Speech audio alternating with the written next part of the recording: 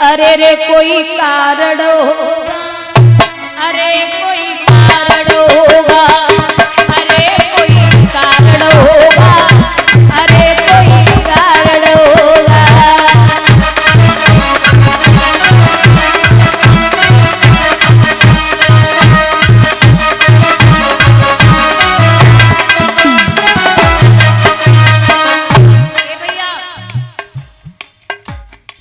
धन से बिस्तर मिल जाए पर नींद को तरसे नैना बाबा, नींद को तरसे नैना संतो।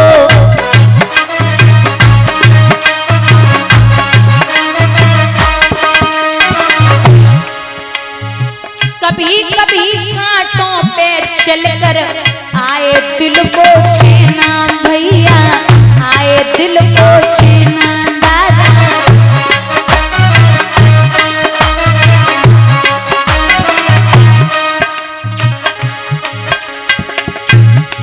क्यों?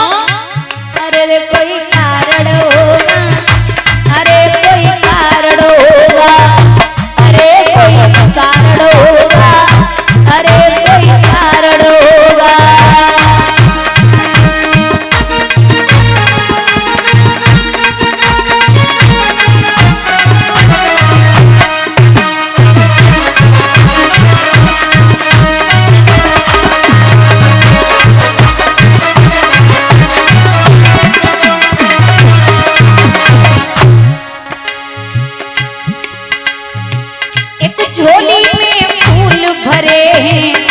झोली में कांटे भैया, एक झोली में कांटे दादा।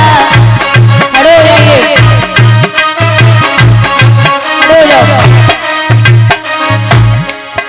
ए तेरे बस में कुछ भी नहीं है, बांटने वाला बांटे दादा, बांटने वाला बांटे भैया।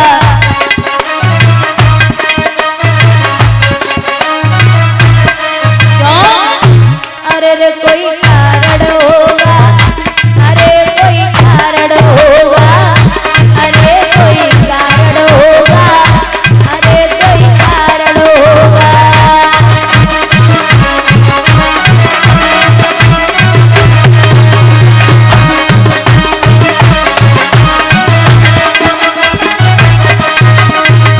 बोलिए गोविंद भगवान की। हेलो, देखिए इसी बीच कुछ दानदाताओं की सूची है। 51 रुपए महन सिंह व्यापारी दुकान वाले नंगला विजन, 21 रुपए भूरी सिंह पड़ाके वाले सिकंदराऊ, 20 रुपए चंद्रपाल सिंह शेरपुर निवासी। ये सभी दानदाता माँ भगवत कथा में ये दान दे रहे हैं। भगवान इन सभी तो नर कभी नारायण नहीं हो सकता। बोलिए गोविंद भगवान की। सुखदेव भगवान सीधे बन के लिए गए और व्यास जी पीछे पीछे, अरे ओ पुत्र, अरे ओ बेटा, कहां जा रहे हो, मैं कैसे रहूंगा। पशु पक्षी जीव जंतु कहने लगे, ये कितनी बार आपका बेटा हुआ, आप कितनी बार इसके पिता हुए, आप व्यर्थ रोना बंद करिए। लौटा दिया। व्यास जी ने अपने शिष्यों को भेजा, 4 श्लोक दिए और कहा जाओ जाकर के मेरे पुत्र के सामने प्रस्तुत करना। यही वो 4 श्लोक है जिनसे 18,000 श्लोक बने हैं। सुखदेव जी को बड़े अच्छे लगे, पुनः वापस आए। भाई सुखदेव भगवान आज पहुंचे हैं जाकर के जहां 88,000 ऋषि बैठे। व्यास जी ने अपने पुत्र को देखा तो खड़े हो गए। मैं निवेदन करती हूँ, वक्ता या विद्वान आपसे उम्र में चाहे छोटा हो या बड़ा हो, लेकिन जब वक्ता या विद्वान आपके सामने प्रवेश कर रहा है तो आपको उसे खड़े होकर के प्रणाम करना पड़ेगा। व्यास जी स्वयं अपने पुत्र के लिए सम्मान के लिए खड़े हो गए। साष्टांग दंडवत किया परीक्षित ने, उचित आसन दिया और सिंहासन पर बिठा लिया।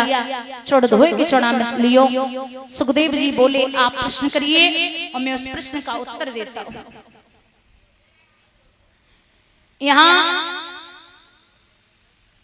एक बात कही है श्री सुखदेव भगवान ने, विद्वानों,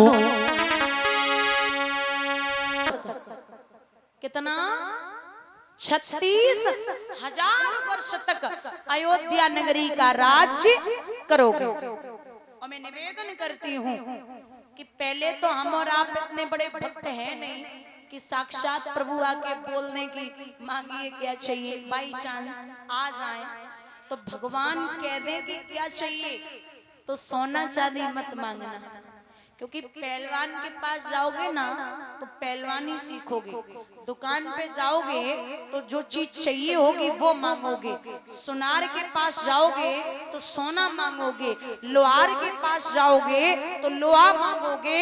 लेकिन अगर भगवान मिल जाए तो भगवान से ये कभी मत कहना कि धन चाहिए, भगवान से आप भगवान को ही मांगना।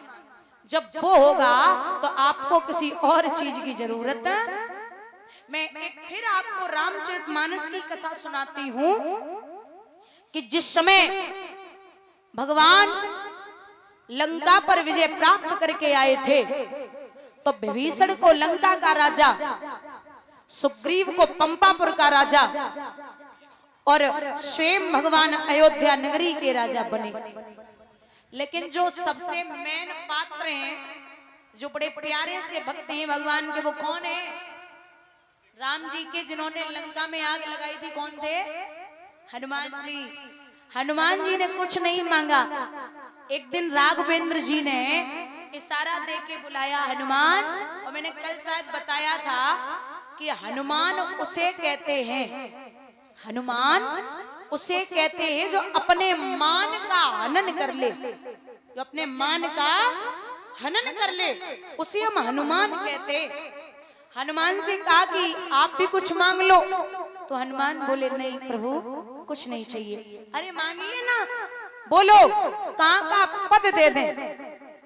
बहुत ध्यान से सुनना, कहाँ का पद। हनुमान हाथ जोड़ के बोले महाराज जब पद से तो दूरी रखो। क्यों? जहाँ पद होगा वहां मद जरूर होगा। मद माने घमंड, अहंकार। अगर आदमी को कोई फ्री में पद दे दे तो घमंड अपने आप आ ही जाता है। तो बोले पद नहीं चाहिए, फिर कहाँ की गद्दी दे दें। हनुमान हाथ जोड़ के बोले महाराज जब गद्दी से तो दूरी रखो। क्यों? जितने गद्दी वाले हैं सब भूत बड़ी जल्दी बनते हैं। वो कैसे? अब देख लो गद्दी वाले भूतपूर्व प्रधानमंत्री, भूतपूर्व मुख्यमंत्री, भूतपूर्व जिला अध्यक्ष, भूतपूर्व जिला पंचायत सदस्य, भूतपूर्व प्रधान जी, जितने जो गद्दी वाले हैं सब भूत बड़ी जल्दी बनते हैं।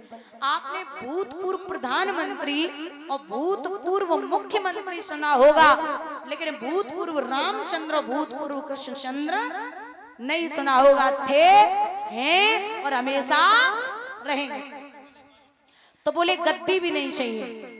अरे राम जी बोले फिर कुछ तो मांगो, क्या चाहिए? हमारी इच्छा है। सीता मैया बोली अब मांग लो ना, जब इतनी कह रहे हैं तो। बोले डबल दिलवा दे, डबल। बोले हाँ मैया तू डबल दिलवा दे। है? सीता जी बोली अब एक होना चाहिए तो अब डबल चाहिए, क्या बात है? बोले माँ अपने पति से कह दे कि अपने दोनों चरणों की सेवा हमें दे दे। डबल हो गया ना, ये अपने दोनों चरणों की सेवा हमें दे दे। तो सीता जी आगे बढ़ी, राम जी ने इशारा किया कि हे देवी आज एक भक्त के आगे एक पत्नी हार गई, और आशीर्वाद दिया है कि जाओ त्रेता युग में तो छोड़ो, द्वापर और कलयुग में भी जहां जहां राम के मंदिर बने होंगे वहां वहां हनुमान जी की मूर्ति अवश्य होगी। और चाहे कितना भी बड़ा भक्त हो, जो राम मंदिर बनवा के हनुमान जी की मूर्ति नहीं बनवाएगा वो मंदिर कभी पूर्ण नहीं माना जाएगा। बोलिए राघवेंद्र सरकार की।